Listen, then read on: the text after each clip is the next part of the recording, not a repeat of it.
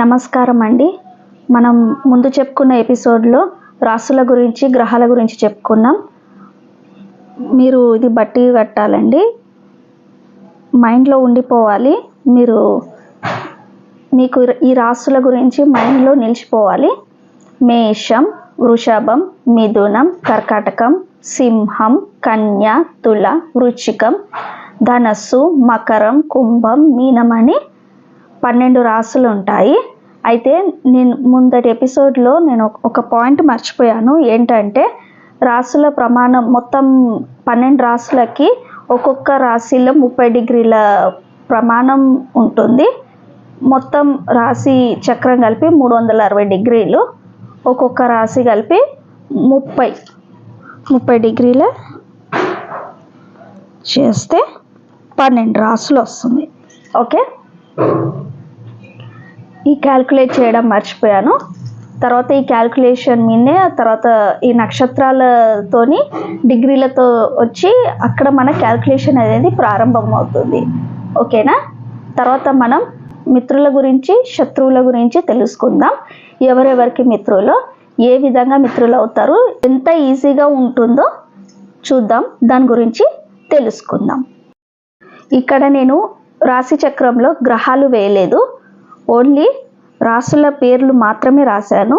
పక్కన వచ్చేసి గ్రహాలు రవి, చంద్రుడు, కుజుడు, గురుడు, బుధుడు, శుక్రుడు, శని, రాహు, కేతు అని రాసి ఉంచాను.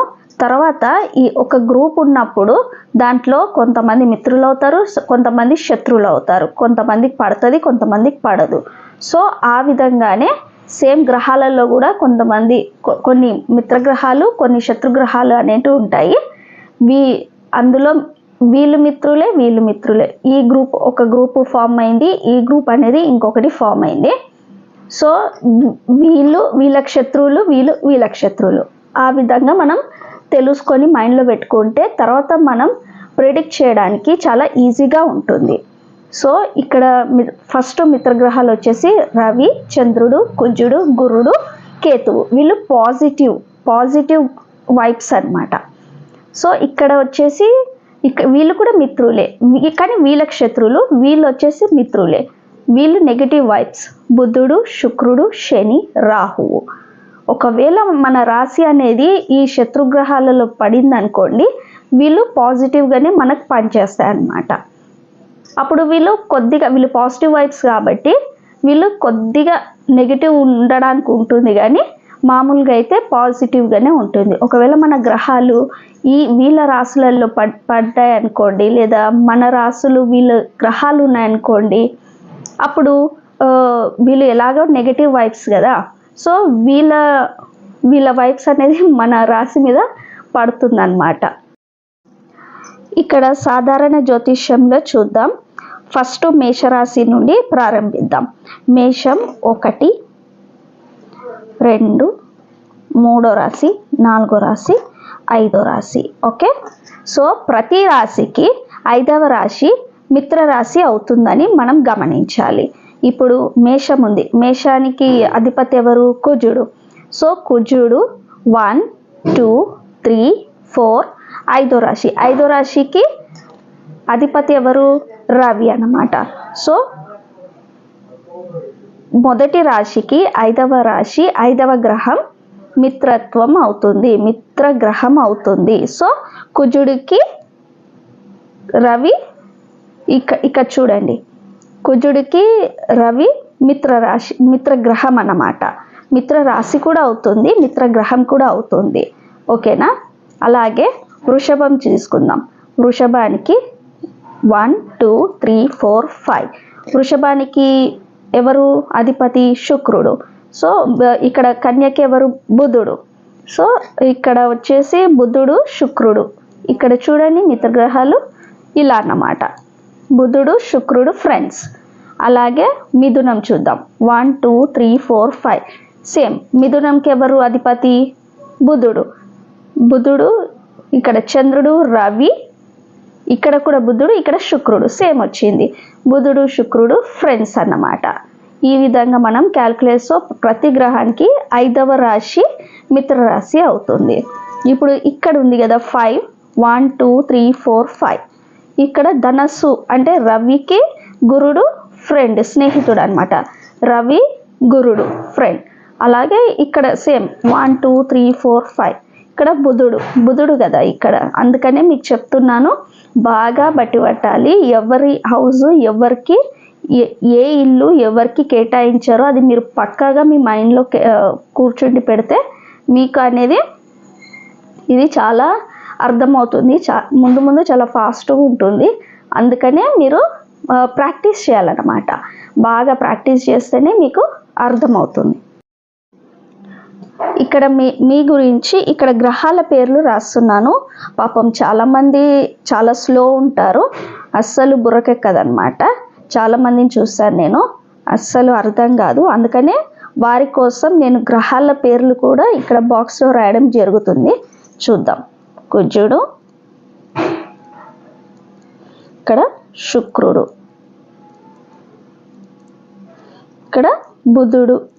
మీరు కూడా నాతోని చెప్తుండండి. చంద్రుడు, మీరు కూడా టెస్ట్ లాగా చూసుకోవాలన్నమాట. ఇక్కడ రవి, ఇక్కడ బుధుడు, ఇక్కడ మళ్ళీ శుక్రుడు, ఇక్కడ కుజుడు, ఇక్కడ గురుడు, ఇక్కడ కూడా గురుడు, ఇక్కడ శని, ఇక్కడ శని. ఒకవేళ మీకు ఈజీగా కావాలంటే కుజుడు దాని ఆపోజిట్ కుజుడు, శుక్రుడు దాని ఆపోజిట్ శుక్రుడు, బుధుడు దాని ఆపోజిట్ బుధుడు, తర్వాత గురుడు శని. లాస్ట్కి కావాలంటే రవిచంద్రులు ఇక్కడ రాసుకోండి. వాళ్ళకి ఓన్లీ సింగిల్ హౌసెస్ కేటాయించారు, మిగిలిన వాళ్ళకి 2 ఇల్లులు 2 AC ఇల్లులు ఉన్నాయన్నమాట. సో ఇప్పుడు మనం ఇక్కడ చూద్దాం. ఇక్కడ చెప్పాం కదా, ఇక్కడ నుండి 5వ ఇల్లు, మళ్ళీ ఇక్కడ నుండి 1 2 3 4 5 5వ ఇల్లు ఈయనకి ట్రయాంగిల్ అనమాట ఇలా. మళ్ళీ ఇక్కడ నుండి గురుడు చూడండి 1 2 3 4 5, ఇక్కడ కూడా ట్రయాంగిల్ వచ్చింది ఇలా.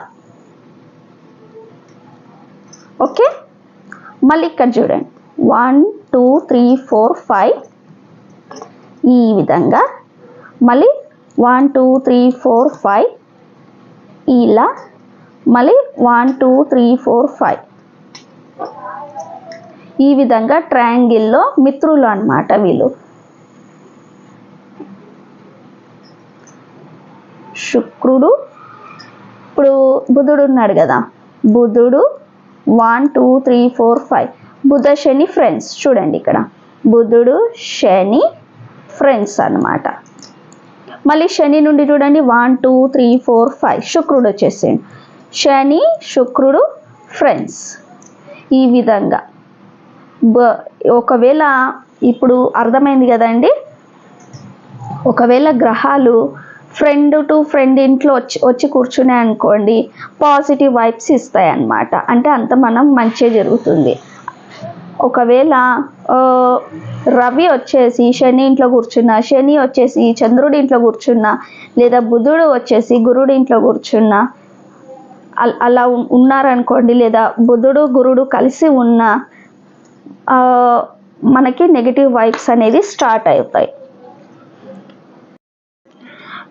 మీకు ఎగ్జాంపుల్లో చెప్పాలంటే మన సొంత ఇంట్లో ఉన్నప్పుడు ఒక ఫీలింగ్ ఉంటుంది, మన ఫ్రెండ్ ఇంట్లో ఉన్నప్పుడు ఇంకొక ఫీలింగ్ ఉంటుంది, మనం హోటల్లో రెస్టారెంట్లో ఉన్నప్పుడు ఇంకొక ఫీలింగ్ ఉంటుంది, మనం ఎక్కడైనా టూర్కి వెళ్ళి ఎక్కడో ఉన్నప్పుడు ఇంకొక ఫీలింగ్ ఉంటుంది. ఆ విధంగా అన్నమాట. సో ఒక్కొక్క గ్రహం మిత్రుని ఇంట్లో ఉన్నప్పుడు ఒక ఫీలింగ్ ఉంటుంది, శత్రువుల ఇంట్లో ఉన్నప్పుడు ఇంకొక ఫీలింగ్ ఉంటుంది. ఒకవేళ శత్రువుల ఇంట్లో ఉండి మిత్రగ్రహాలు కలిసి ఉన్నప్పుడు ఓకే, ఒక తోడు ఉంటుంది కాబట్టి అక్కడ ఒక ఫీలింగ్ ఉంటుంది. ఒకవేళ శత్రు ఇంట్లో గల 2 గ్రహాలు కలిసి ఉన్నాయి అనుకోండి, ఇప్పుడు శని ఇంట్లో వచ్చేసి కుజుడు గురుడు కలిసి ఉంటే ఓకే, తోడు ఉన్నారు, ఓకే మేనేజ్ చేయగలుగుతారు. కానీ ఒకవేళ శని ఇంట్లోనే శుక్రుడు గురుడు కలిసి ఉన్నారనుకోండి, అప్పుడు శత్రువు ఇంట్లో శత్రుగ్రహంతో కలిసి ఉంటే ఎలా ఫీలింగ్ ఉంటుందో అది మీరే అర్థం చేసుకోవాలి. ఈ విధంగా మనం అర్థం చేసుకుంటే మనకి ప్రిడిక్ట్ చేయడానికి చాలా ఈజీగా ఉంటుంది. ఇక్కడ గ్రహాలలో గురుడు అనేది పెద్ద గ్రహం. ఈ గ్రహాలలో శని అనేది పెద్ద గ్రహం పరిమాణం ప్రకారం. సో వీటిని గురు పాలిత గ్రహాలు, ఇది శని పాలిత గ్రహాలు అని అంటారు. పరిమాణం ప్రకారం గురుడు ఇక్కడ పెద్దడు కాబట్టి వీటిని గురుడు పాలిత గ్రహాలు, మిగిలిన చిన్న చిన్న గ్రహాలు. ఇక్కడ వచ్చేసి శుక్రుడు అన్నిటికన్నా పెద్ద గ్రహం కాబట్టి ఇక్కడ శని పాలిత గ్రహాలు అని అంటారు. ఇవన్నీ మీరు చక్కగా నేర్చుకోవాలి, మైండ్లో అన్నీ పెట్టుకోవాలి. అప్పుడే మనం ముందు ముందు చదువుకోవడానికైనా చెప్పేది అర్థం చేసుకోవడానికైనా చాలా ఈజీగా ఉంటుంది. అలాగే మనం శత్రు స్థానాలను చూసుకుందాం. ఇందాక మనం మిత్రక్షేత్రాలను చూసుకున్నాం కదా, ఇక్కడ నుండి 5 1 2 3 4 5 అని. ఇప్పుడు శత్రుక్షేత్రాలు వచ్చేసి 7 నంబర్ అన్నమాట. ఈజీగా ఇవి గుర్తుపెట్టుకోవాలండి మీరు.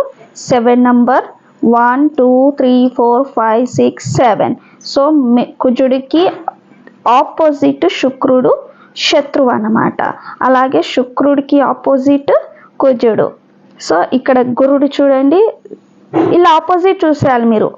ఇలా ఆపోజిట్ చూస్తే గురుడికి శత్రువు బుధుడు, బుధుడికి శత్రువు గురువు, శనికి శత్రువు చంద్రుడు, శనికి శత్రువు రవి. ఇక్కడ కుంభరాశికి రవి అన్నమాట. సో ఈ విధంగా 7th house ఈజ్ ఏ శత్రుక్షేత్రాలు అని మీరు తెలుసుకోవాలి. శత్రుగ్రహం, శత్రుక్షేత్రం ఇది కలిసి వస్తాయి అన్నమాట. ఇక్కడ మీరు ఆలోచించవచ్చు, రాహు కేతుల గురించి చెప్పలేదు, ఓన్లీ 7 గ్రహాల గురించి మాత్రమే చెప్తున్నారు. అవునండి, రాహుకేతులు అనేటివి ఛాయాగ్రహాలు, వాటికి క్షేత్రాలు అంటే రాసులు అనేటివి కేటాయించలేదు. ఛాయాగ్రహాలు వదిలేసి రవిచంద్రుడు, కుజుడు, గురుడు, బుధుడు, శుక్రుడు, శని ఈ గ్రహాలకు మాత్రమే ఈ 12 రాసులను కేటాయించారు. ఈ గ్రహాలకి ఈ కేతువు, రాహు ఇవి ఛాయాగ్రహాలు కాబట్టి వీటికి ఈ రాశులను కేటాయించలేదు. నో హౌజెస్ ఇన్ దిస్ రాశి చక్రాలు. ఓకే, ఈ రాహు కేతువులకి, కేతువు అనేటైనా కేతు అనే గ్రహం కేతు అనే గ్రహము పాజిటివ్ కాకపోతే చాలా నెమ్మదిగా పనిచేస్తుంది గ్రహము.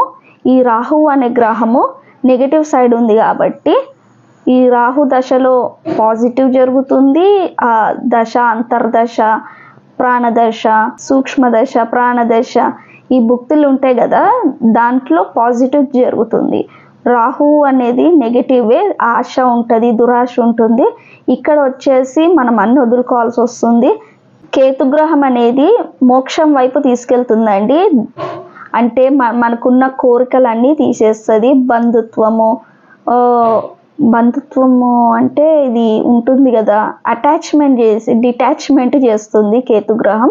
అందుకనే కొద్దిగా ఇది నెగిటివ్ వైపు తీసుకోబడుతుంది, కానీ పాజిటివ్గా ఉంటుంది అన్నమాట. ఒకవేళ కేతు దశ నడుస్తుంది అనుకోండి, అందులో అంతర్దశలు ఇవన్నీ ఉంటాయి. దేవుని మీద భక్తి ఉంటుంది, దేవుని మీద ధ్యాస ఉంటుంది. మనకేవైతే ఎంటర్టైన్మెంట్ ఉంటుందో అవన్నీ వెళ్ళిపోతాయి అన్నమాట. అది మనకి ఆ దేవుని దిశ వైపు తీసుకెళ్ళిపోతుంది అన్నమాట. ఇక రాహు గురించి చెప్పాలంటే ఆశ, దురాశ లాంటివి, అంటే కోరికలు అనేటివి బాగా వస్తుంటాయి. కాకపోతే ఆ కోరికలు అనేటివి కొంతకాలం వరకే ఉంటుంది. ఒక ఊహాలోకంలో మనం తిరుగుతుంటుంటాము. ఆ దశ వెళ్ళిపోయాక అసలు ఏముండదు అక్కడ, ఊహాలోకంలో విహరిస్తుంటాం అన్నమాట. అది. సో ఇవి 2 ఛాయాగ్రహాలు. ఇక్కడ మనం కుజుడు, కేతువు క అని గుర్తుపెట్టుకోవాలండి. కుజుడు, కేతువు. సో ఈ మిత్రగ్రహాలలో పాజిటివ్ నేచర్ వైపు కేతువు ఉంటాడు, నెగిటివ్ నేచర్ వైపు రాహు ఉంటాడు. ఈ విధంగా మనం గుర్తుపెట్టుకోవాలి. సో డైలీ మనం ప్రాక్టీస్ చేస్తే కానీ మన మైండ్లో కూర్చోదు. ముఖ్యంగా మనం గ్రహాలు అవి ఏ రాశులలో ఉన్నాయి, ఏ విధంగా కేటాయించారు, జస్ట్ ఆపోజిట్లో ఇలా ఈ విధంగా మనం నేర్చుకుంటే చాలా ఈజీగా ఉంటుందండి.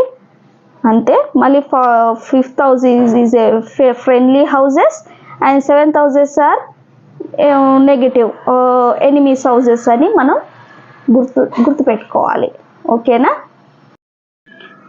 ఉచ్చక్షేత్రాలు, నీచ క్షేత్రాలు గ్రహాల గురించి తెలుసుకుందాం. అంటే ఉచ్చస్థానాలు, గ్రహాలకు గల ఉచ్చస్థానాలు, నీచ స్థానాలు అంటే గ్రహం ఎక్కడ ఏ ప్లేస్లో ఉంటే బలాన్ని పొందుతుందో, ఏ స్థానంలో ఉంటే తన గ్రహం యొక్క పవర్ వెళ్ళిపోతుందో దాని గురించి నెక్స్ట్ ఎపిసోడ్లో నేర్చుకుందాం.